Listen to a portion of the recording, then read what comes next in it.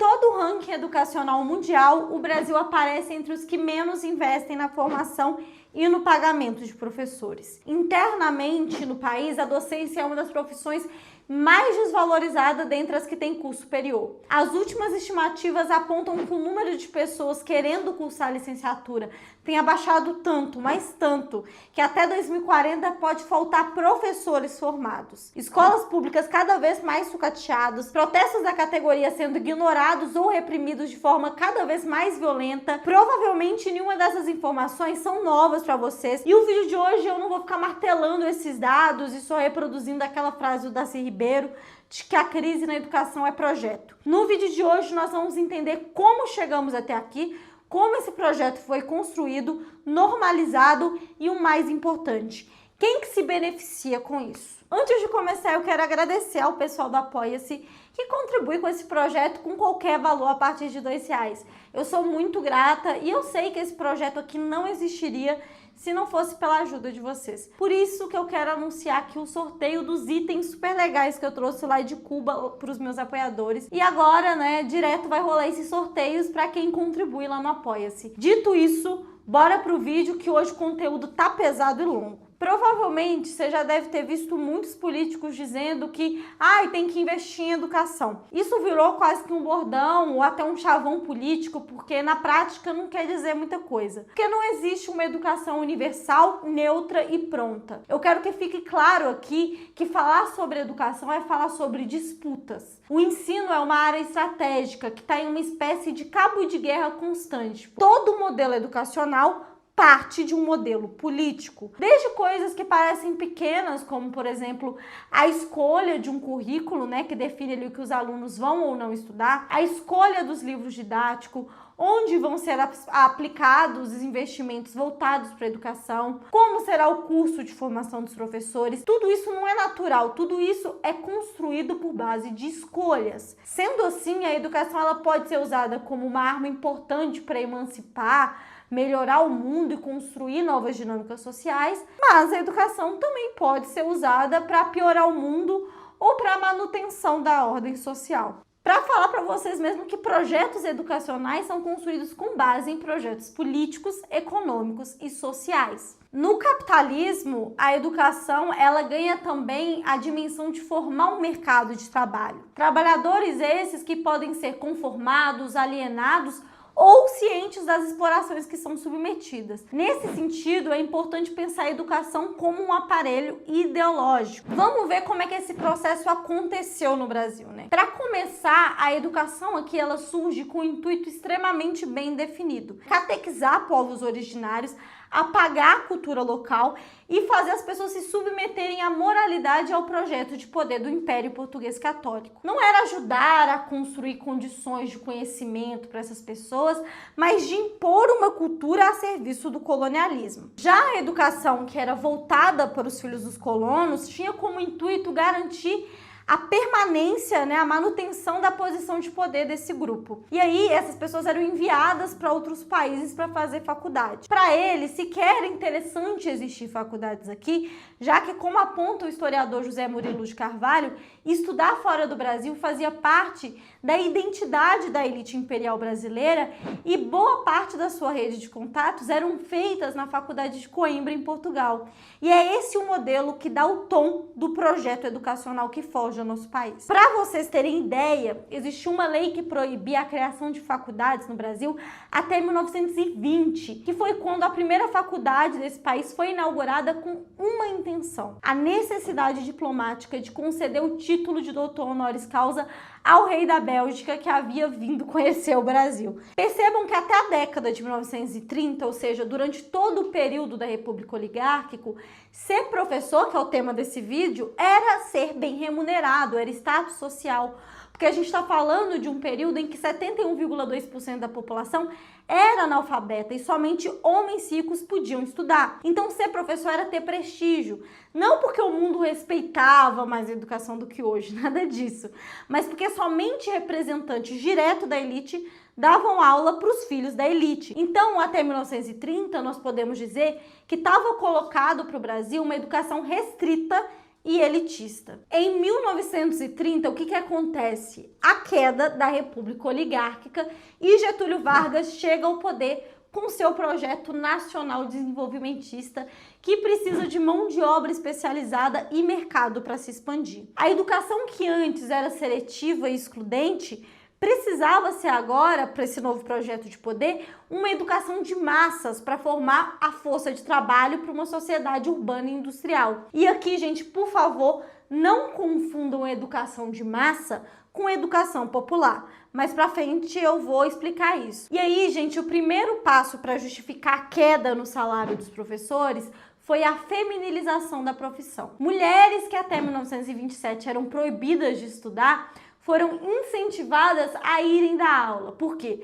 Porque Getúlio apoiava a luta das mulheres? Por causa do sufragismo? Claro que não. Mulheres foram incentivadas a dar aula somente porque na lógica de produção capitalista a gente recebe menos, acumula outros trabalhos, né, inclusive o trabalho doméstico, e o salário fora de casa é visto como um complemento à renda do marido e não como algo para sustentar um lar. E a campanha para mulheres se tornarem professoras foi disseminada durante décadas para baratear o gasto na educação e reduzir a categoria a uma subprofissão. Mais do que isso, né, construiu-se no imaginário popular por meio de comerciais, propagandas, músicas e até novelas, a ideia de que ser professor ou professora é uma vocação, é um ato de amor, uma missão de vida, quase que um dom divino. Não à toa que os alunos foram ensinados a chamarem as professoras de tias, para estabelecerem esse tom de relação familiar. Junto dessa sacralidade, criou-se uma ideia de que ser professor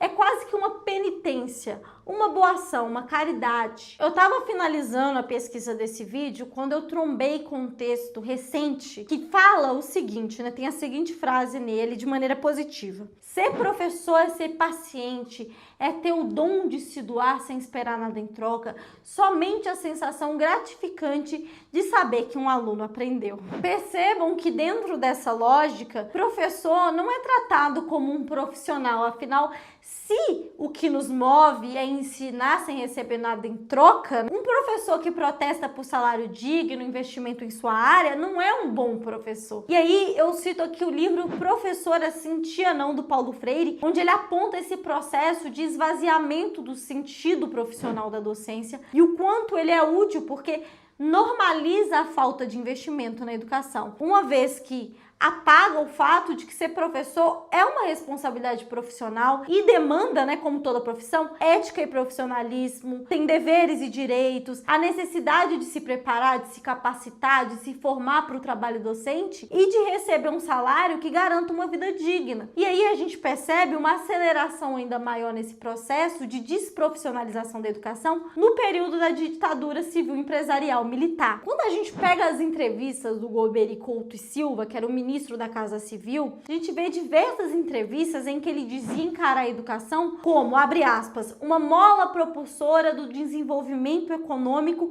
e uma questão de segurança nacional, fecha aspas. Vamos pensar nessa frase aqui. Quando ele diz que a educação é uma mola para o desenvolvimento econômico, ele está justamente falando na educação como parte da construção desse mercado de trabalho dentro dessa lógica capitalista, e quando ele diz que é também uma questão de segurança nacional, é justamente reconhecer a educação como um aparelho ideológico que vai contribuir para a manutenção do poder dos militares. E aí, de novo, eu cito a historiadora Selva Guimarães Fonseca, que ela nos conta que a principal maneira que eles produziam esse controle ideológico era por meio da desqualificação do trabalho docente, especialmente nas áreas sociais e de humanidades, né? Já que o modelo da educação aqui não tinha a menor intenção de formar cidadãos críticos. Os cursos de licenciatura passaram a ser mais curtos e o conteúdo completamente tolhido. Foi criado a habilitação específica para o magistério, que é através da Lei 5692. O primeiro ciclo é o de letras, que abarcaria português e uma língua viva. O outro curso, né, era o estudos sociais, que formava em história,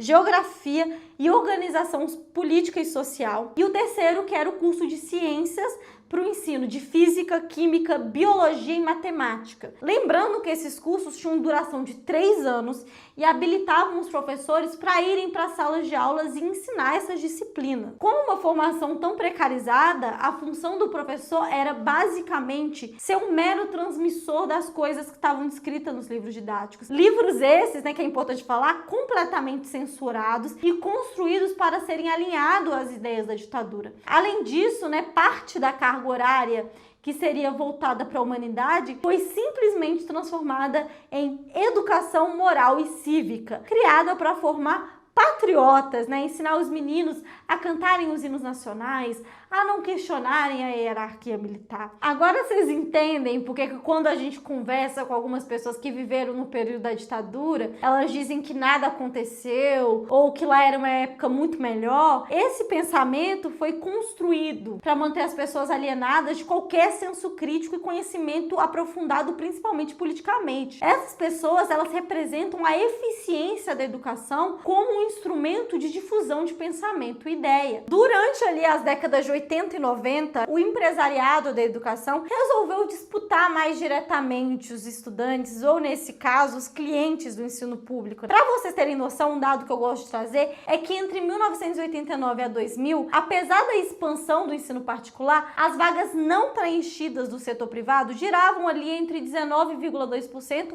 a 31,5%. Já as vagas não preenchidas do setor público giravam em torno de 5,1% a 15,9%. O empresariado, obviamente, não estava satisfeito com isso. No artigo Evolução da Educação Superior Privada no Brasil, os autores nos chamam a atenção para o início da década de 90, quando foi lançado um pacote de medidas neoliberais que impactaram diretamente no ensino público do país, levando a uma redução de investimentos públicos na área da educação. Dentre as medidas adotadas, nós tivemos ali o plano de demissão voluntário, as reformas da Previdência, o congelamento dos salários e dos investimentos. Nessa época foi alçado ali o discurso de que as diferenças sociais eram fruto da baixa escolaridade, e a política neoliberal também intensificou esse sucateamento da educação pública, o que gerou uma demanda crescente por vagas e abriu espaço para ampliação do setor privado. Porque assim, eu não sei se todos vocês já perceberam que o que cria demanda para o setor privado é justamente o sucateamento do ensino público. Se todo mundo tivesse acesso a uma educação pública, gratuita e de qualidade, não existiria o setor privado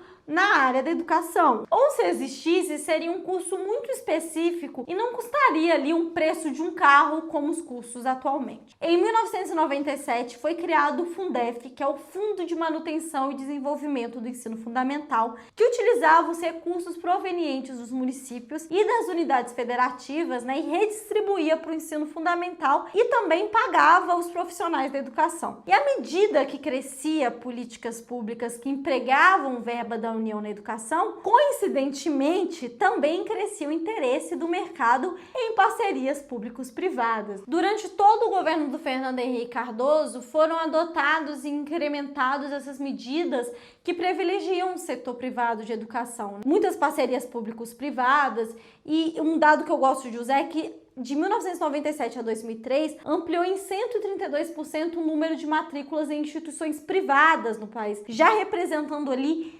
67% do total de todas as matrículas. Além de depender do sucateamento da educação e infraestrutura do ensino público para crescer, também é interessante para o setor privado que o Estado mantenha baixo o salário dos professores, porque afinal de contas, se professores forem bem remunerados pelo Estado, o setor privado também teria que subir o salário desses profissionais. Afinal, escola para esses grupos é meramente uma empresa, e a meta de uma empresa sempre é minimizar os gastos e aumentar o faturamento. Agora, gente, vamos falar dos governos petistas, que apesar de terem avançado significativamente na expansão da educação fundamental, superior e EJA, não rompeu com a correlação de forças do setor privado da educação, e isso vai descambar em coisas assim que vocês vão ver que é muito perigosa. A maneira que foi formulada a política de expansão de educação, por um lado, gerou a época de maior construção de universidades públicas no país, o que é uma grande vitória, porque o fortalecimento das universidades públicas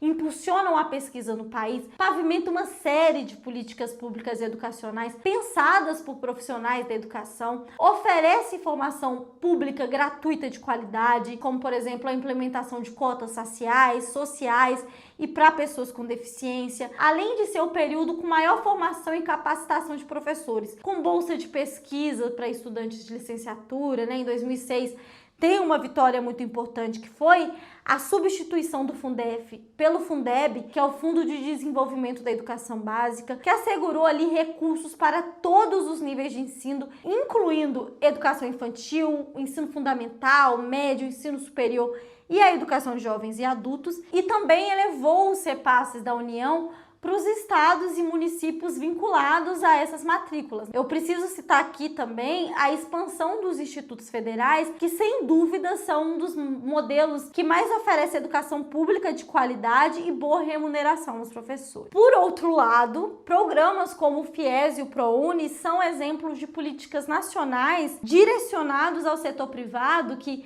além de encher o bolso dessas instituições, produzem dívidas alarmantes para os alunos bolsistas. Essa financiarização exponencial, ela é facilmente observada com o passar dos anos, eu vou botar aqui na tela. Um outro golpe irreparável para a educação foi o abrandamento do MEC a permitir que cursos completamente descapacitados, com pouca infraestrutura e com professores com pouca qualificação, vendessem cursos de licenciatura a rodo, né, com poucos critérios, quase que um fast food ali. Aqui, a produção da docência como um complemento de renda foi vendida a todo vapor, né?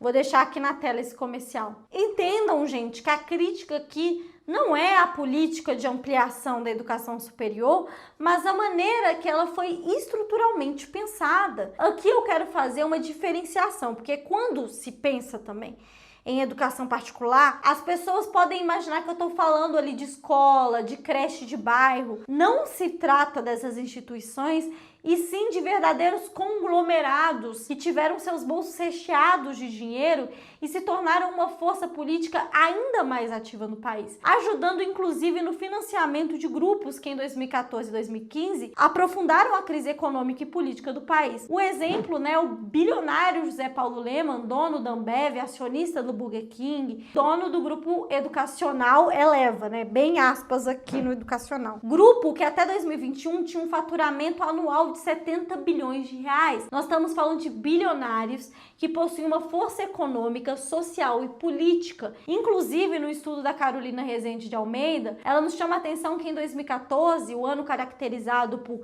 redução muito drástica no orçamento do Ministério da Educação, fechamento de escola privada, sucateamento, foi visto pelo mercado como um ano altamente lucrativo, com taxas favoráveis de receita e de lucro. Parecia que esses conglomerados tinham alcançado o teto do mercado com seu crescimento absurdo no ensino superior. No entanto, a bancada eleita pelo mercado da educação agora deu o tom de que esse ramo tinha uma nova meta, que era abocanhar a educação básica. Cresceu então um forte discurso por parte do mercado de que o ensino superior estava saturado, que o ensino técnico era a bola da vez, né? A gente tem o Michel Temer alterando o modelo do FIES, lançando ali o programa Novo FIES, muito menos acessível, que gerou uma redução na procura do programa por causa dos juros altos, por causa da redução do prazo de carência. E aí, gente, 2016 foi um ano de crise na educação, né? Foi anunciado o novo ensino médio, projetos como escola sem partido, pagamento de mensalidade em federais, privatização de universidade pública, homeschooling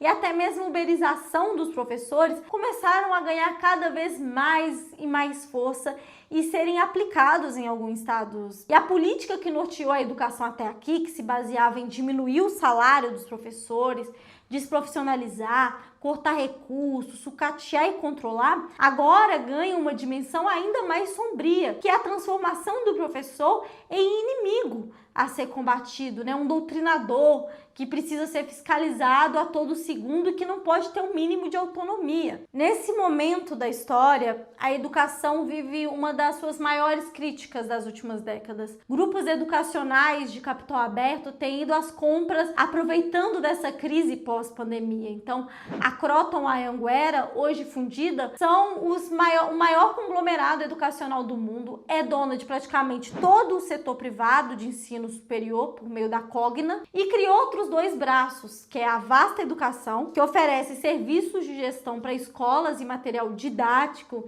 incluindo ali participação e licitação pública, ou seja, mais dinheiro público financiando materiais didáticos, e esse modelo educacional pensado pela burguesia é aquilo, né, estado mínimo só quando o assunto é saúde, educação e direito público. No resto é só uma mata mesmo. Inclusive o secretário de Educação do governo de São Paulo, por exemplo, já anunciou a substituição de livros didáticos por tablets da Multilaser. Curiosamente, ele é acionista dessa empresa. Faz parte desse projeto de país e educação fazer com que pessoas que sonham em serem professores, que pretendem se dedicar à carreira docente, desistam. Que nossa profissão se torne uma área inviável para quem quer viver disso. Que o ensino seja cada vez mais sucateado e com menos formação. A notícia de que até 2040 nós vamos ter um déficit de profissionais capacitados dando aula, não é uma tragédia, é resultado desse projeto. Porque é necessário manter professores subservientes,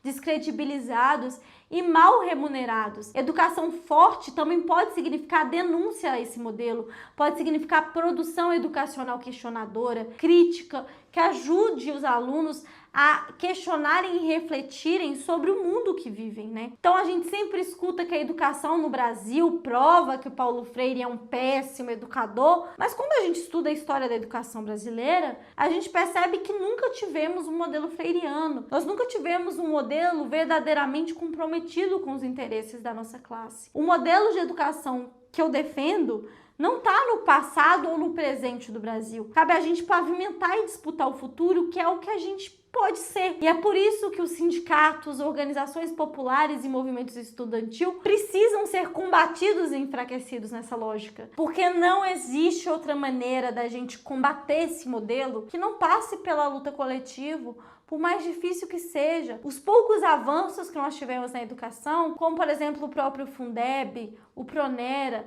a ampliação da EJA, a criação dos IEFs, né, o sistema de cotas, tudo isso é fruto de luta popular. Gente, esse vídeo aqui já deve estar gigante demais, então eu já deixo aqui o comprometimento que vai sair mais vídeos sobre outros temas ligados à educação. Não se esqueçam de curtir, comentar, compartilhar esse vídeo. Eu sei que ele tá grande, mas enfim, vamos tentar fazer ele chegar em mais pessoas. Então eu preciso contar com vocês compartilhando esse conteúdo e também mantendo o meu trabalho através do Apoia-se. Nós estamos juntos, eu espero que vocês me acompanhem também nas outras redes, incluindo a Roxinha, que agora está fazendo mais lives por lá, estou analisando várias coisas, inclusive a CPI do MST, que vai ter vídeo por aqui sobre isso também, mas enfim, é isso galera, até a próxima e tamo juntos.